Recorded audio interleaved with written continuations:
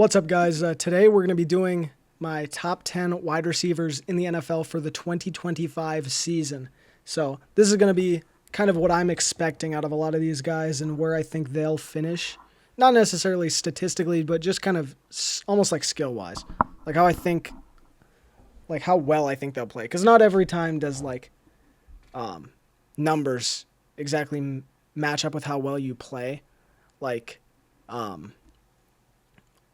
I'm not sure exactly how many yards like A.J. Brown had, but he's a very good receiver. So, and like Justin Jefferson didn't have the third highest or the second highest yards or first highest, but he's still one of the best receivers in the NFL. So anyway, we're going to start off, speaking of Justin Jefferson, with the undoubtable top two by pretty much everybody in the NFL right now. And that would be the LSU boys. Ja'Marr Chase and Justin Jefferson are pretty unanimously the first and second best receivers. Me personally, I have them basically even. I think that they are not even 1A and 1B. I think they basically just share the number one spot. But in terms of ranking, since technically, in my opinion, I think it's basically a tie, I'm just going to go based on who I think is going to have better numbers. And that's Ja'Marr Chase. I mean, I think Ja'Marr could repeat as the Triple Crown winner with how the Bengals have not changed. They've really offensively only gotten better. Joe Burrow's another year fully healthy, hopefully. Ja'Marr Chase is now paid. I just genuinely think that his situation only really got better. I think he could repeat as the best in everything again. And then I'll put Justin Jefferson here.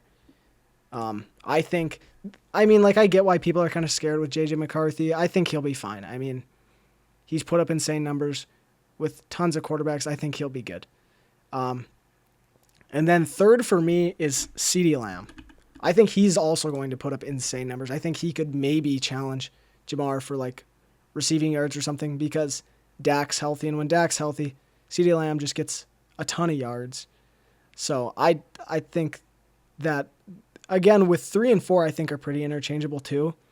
I've got, first I have CeeDee Lamb, and then fourth, who I think is pretty much even with him too, is A.J. Brown. A.J. Brown is probably the best, physical receiver in the league where he just will outmuscle any corner. He is just a dog. He is, I don't know how big, I think he's 6'3", and just hard to tackle. He's an absolute beast. Doesn't always have the best numbers because last year they rushed the ball more than anybody else, so they never really threw it, and they were always ahead, so they just kept running the ball. So his numbers probably, again, won't be super impressive, but he is clearly one of the best receivers in the NFL. And then fifth, I have, where's he at? Amon-Ra St. Brown. Probably the best pure slot receiver in the NFL. Just gets open, doesn't drop the ball. Tough to take down. Just a dog again. Really good receiver. I think he will continue to produce even without Ben Johnson, and I think it was Frank Ragnow that retired. I think that's all they lost, really. Their coordinators.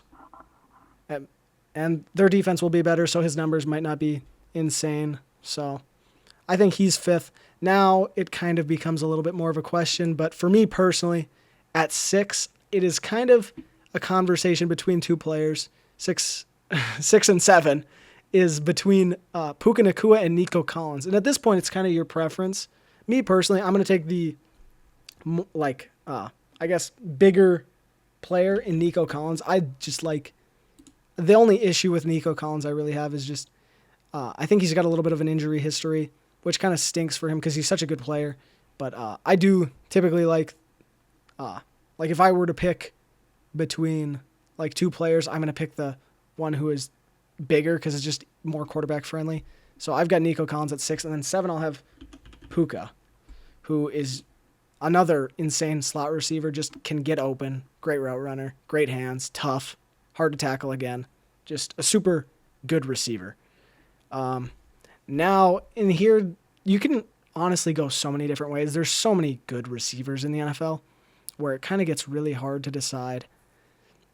But So me personally here, I think that I'm going to kind of get into some of the players that I like going into this season. I've seen some people rate these guys really high and really low because they are both rookies, and I've got them also kind of neck and neck.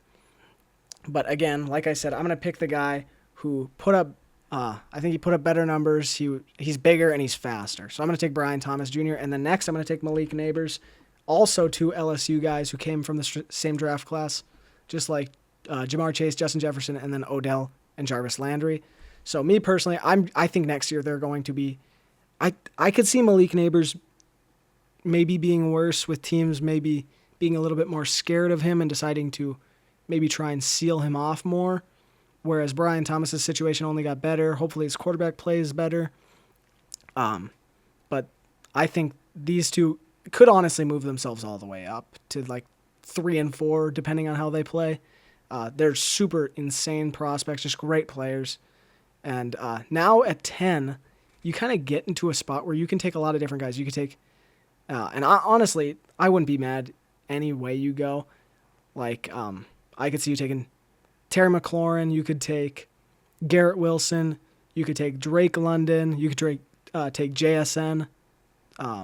Me personally, I think I would probably go with, I think I would want Drake London this year. I could see Drake London putting up insane numbers. Because with Michael Penix Jr. last year, he was doing really well.